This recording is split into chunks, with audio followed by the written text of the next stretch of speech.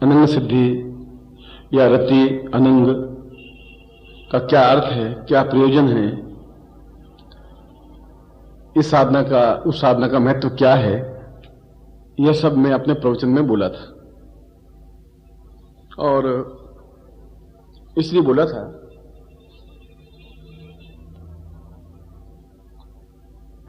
कि आपके मन में संदेह भ्रम नहीं रहे कि ये रति क्या है, अनंग क्या है, सौंदर्य क्या है, अर्थ क्या है। और उस बात को भी 5 या 7 दिन नहीं बीते, शायद 1 सप्ताह बीता है। और इस समय हमारी फाइल में 600 पत्र हैं। सारे तो कम ही थे।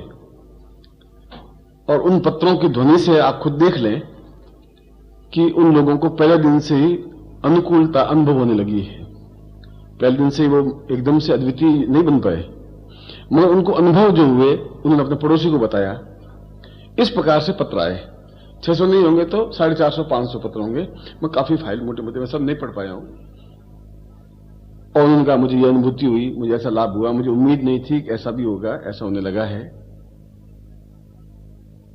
इस बात का श्रेय मुझे नहीं जाता है, इस बात का श्रेय हमारे ऋषियों को जाता है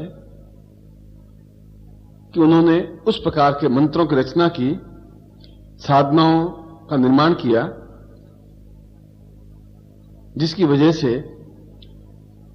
हमारे जीवन में पौरुष की कमी, पुरुषार्थ की कमी, संतान उत्पन्न करने की क्षमता की कमी, सौंदर्य की कमी, उसको दूर करने के लिए पाउडर लिपस्टिक ऋषि काल में नहीं थे।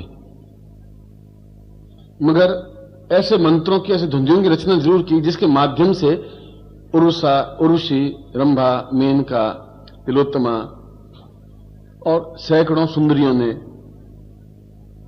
विचरण किया। और इसी बात को मैंने पूरी तरह से पिछली बार समझाया था, जो कैसेट में संग्रहित है। और आप भी यदि आपकी इच्छा हो तो उस कैसेट के माध्यम से उस प्रयोग को संपन्न कर सकते हैं। यह कोई जरूर नहीं है कि उसमें गुरुजी आपके सामने हो ही। मैं तो खुद आपको तलवार आपके हाथ में सौंप देता हूं, तलवार चलाना सिखा देता हूं, फिर तलवार सौंप देता हूं। आप लड़िए और विजयी हो जाइए। अपने पास छीन के नहीं रखता हूं। इसलिए उस कैसेट में पूरा डिटेल क्या है, प्रयोग क्या है, किस प्रकार का मंत्र है, किस प्रकार से होता है। व्यक्तिगत तो फर्क पड़ता ही है। मैं मंत्र दूं, एक कैसेट मंत्र दे, वो फर्क पड़ेगा। एक मेरे पिताजी राम राम बोले, एक तोता पिंजरे में बैठा हुआ राम राम बोले, तो उसमें फर्क पड़ेगा ही। फिर भी अगर किसी वजह से नहीं आ पाए तो नहीं से तो बहुत कुछ अच्छा है। मैं केवल ये संदर्भ इसलिए दे रहा हूं कि उससे मेरा उत्साह बढ़ा है कि लोगों में एक चेतना पैदा हुई है, लोगों को विश्वास जगने लगा है। और कोई एक दिन में सब कुछ काम नहीं हो पाता। एक दिन में मैं 60 साल का नहीं हो सकता, उसमें समय लगता है। फिर भी लोगों ने अपनी भावनाओं को व्यक्त किया है। और ये श्रेय आप लोगों को भी जाता है कि सर्दी के समय में आप लोग स्वयं आते हैं, प्रयोग में भाग लेते हैं और एक अच्छे कार्य को आगे बढ़ाने में सहायक होते हैं। अयोध्या में राम मंदिर तो अभी बना कि नहीं बना, मगर कई लोगों ने ईंटें वहां भिजवाई, सीमेंट भिजवाया, लोहे का सरिया भिजवाया। अब मंदिर तो 2 साल बाद बनेगा, 5 साल बाद बनेगा कि नहीं, मैं नहीं कह सकता। मगर उनकी श्रद्धा तो थी ही कि उन्होंने भिजवाया, उनकी भावना तो थी ही। आपकी भावना तो है ही, सर्दी में आप आए और उस प्रयोग को संपन्न करने के लिए आप खड़े हुए। इसलिए मैंने कहा कि इससे हमारे ऋषि मुनियों को जाता है तो आपको भी जाता है। मुझे मालूम है कि दिल्ली में एक स्थान से दूसरे स्थान की दूरी 20 किलोमीटर, 15 किलोमीटर, 40 किलोमीटर भी होती है और घंटा, आधा घंटा, 1.5 घंटा लगता है। मैं जानता हूं इस बात को। और उसके बावजूद भी अच्छे कार्य के लिए हम 2000 मील भी चलेंगे। ये तो 40-50 किलोमीटर ही है। बुद्ध जब मृत्यु को प्राप्त हुए तब एक शिष्य था सिर्फ उनके पास, आनंद। वह भी उनका चचेरा भाई था और उनका पट्ट शिष्य था। उन्होंने कहा कि हम क्या करें? उन्होंने कहा तुम्हें कुछ नहीं करना है, तुम्हें चारों तरफ फैल जाना है, हिमालय को पार कर लेना है और मेरे संदेश को घर घर तक पहुंचा देना है और तुम्हें कुछ नहीं करना है। बुद्ध नहीं घूमे इतने जितने उनके शिष्य घूमे। आज चीन, जापान, तिब्बत और पूरे भारतवर्ष में 16 देशों में बौद्ध धर्म है। ये उनके शिष्यों ने किया, भिक्षुओं ने किया, जो पैदल हिमालय को पार किया उस समय। आज तो आपके पास साधन है, ऑक्सीजन है, मगर आप सोचिए इन्होंने कितनी तकलीफ उठाई होगी, मगर बुद्ध को फैलाया, बुद्ध धर्म को फैलाया। और आपको भी मैं यही बात कह रहा हूं। हो सकता है मैं दिल्ली के प्रत्येक गली गली में नहीं घूम सकूं, मगर उनके पैरों में छाले पड़े होंगे, भूखे मरे होंगे, तकलीफ देखी होगी। किस लिए? उन भिक्षुओं ने ऐसा क्यों किया? इसलिए कि उनका उद्देश्य, लक्ष्य यह था कि इस ज्ञान को, इस चेतना को मुझे फैलाना है। और उस ज्ञान और चेतना को फैलाने के लिए उन्होंने इस कार्य को संपन्न किया, प्रयोजन किया, प्रयोग किया।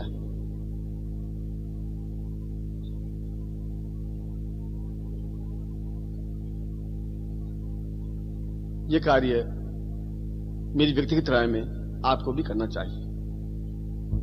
आप अपनी गली में, अपने घर में, पड़ोस में नई चेतना प्राप्त होंगे, कोई चिंता की बात नहीं।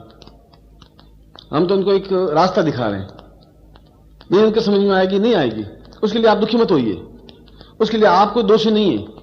आपने तो उनको एक रास्ता दिखाया है, नहीं रास्ता दिखेगा उनको, नहीं दिखेगा। भर्तृहरि श्लोक में लिखा है कि सूर्यो वताम वैदम 200 उलूक सिक्किम। सूर्य तो रोज उगता ही है पूर्व में, और ठीक 8, 9, 10 घंटे बाद पश्चिम अस्त होता है। उल्लू देखता ही नहीं सूर्य को, और उल्लू अगर का एक सूर्य होता ही नहीं, तो सूर्य का क्या दोष है इसमें? यदि आप रास्ता बताएं और वो देखे ही नहीं, देखना ही नहीं चाहें, तो आपका क्या दोष है? मगर फिर भी हम बराबर कबीर की वाणी में रसरी आवत जान के शिल पर परत निशान, पत्थर के ऊपर भी रस्सी बराबर खींचते रहते हैं, घिसते रहते हैं। कुएं में जब पानी खींचते हैं गांवों में, तो रस्सी से, उस पत्थर से वो खींचते हैं, नीचे पत्थर लगा होता है, और खींचते खींचते पत्थर पर गड्ढा बन जाता है। सूत की रस्सी से पत्थर पे गड्ढा बन जाता है। आदमी के दिल में तुम गड्ढा नहीं बना सकते? बना सकते हैं, यदि आप में चेतना हो तो। जिंदगी भर में अगर एक व्यक्ति को भी सन्मार्ग पे लाए तो भी पुण्य ही प्राप्त होगा, अच्छा कार्य ही प्राप्त होगा। यहां आने के बाद में अच्छे मार्ग पर ही चलेगा। बस केवल हमारा तो इच्छा, लक्ष्य, उद्देश्य यही है। यदि उनके घर में पत्रिका जाएगी तो पढ़ेगा ही पढ़ेगा, उनका बेटा पढ़ेगा, बाप पढ़ेगा, दादा पढ़ेगा, पड़ोसी पढ़ेगा, कहीं न कहीं कोई दिया जलेगा ही जलेगा। मैं तो वही बुद्ध की बात वापस आपको दोहरा रहा हूं कि हम केवल प्रयत्न कर सकते हैं दिया जलाने के लिए, और अगर हमारे मन में विश्वास है, हमारे मन में संकल्प शक्ति है, दृढ़ता है, तो हमारा कोई बार खाली नहीं जा सकता। हम कभी भी असफल नहीं हो सकते। और जब मैं आपके साथ में हूं तो आप असफल हो ही नहीं सकते। ऐसा मेरा आपको आशीर्वाद है, ऐसा मेरा आपके प्रति चिंतन है, ऐसा मेरा आपके प्रति विचार है।